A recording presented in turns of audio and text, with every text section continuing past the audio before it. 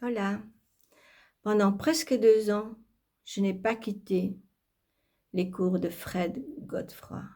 C'était vraiment extraordinaire. C'était, comment je vais dire?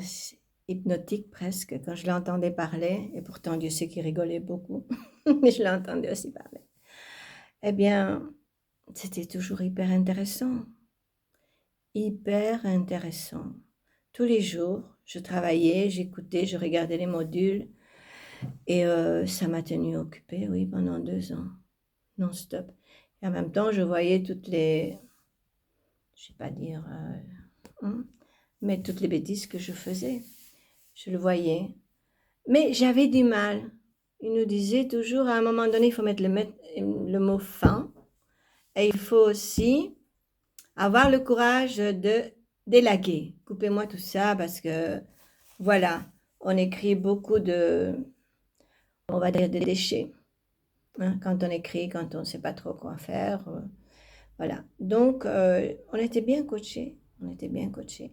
Mais effectivement, on a beaucoup de mal, énormément de mal à effacer des choses que nous trouvons indispensables à l'histoire, mais que c'est vrai que si tu te mets à la place du lecteur, tu lui racontes pas ça, ça et ça, pour lui c'est bien aussi. Et lui, ce qu'il veut savoir, c'est ce qui va se passer, jusqu'où ça va aller. Ouh, jusqu'où ça va aller, mais c'est pas possible. Oui.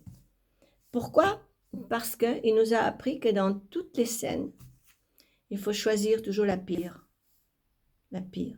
Tu t'imagines une scène, je ne sais pas, des gens qui vont se disputer, mais de préférence, ben, ils vont pas se disputer à la plage, le soleil avec un cocktail, tu vois, il faut qu'ils se disputent, je sais pas moi, dans un bateau, en plein mer, un petit bateau, il y a la tempête, et alors ils commencent à s'insulter, puis voilà, la situation devient dramatique. Oui, il faut toujours choisir le plus terrible. J'espère que je suis allée vraiment là où il faut.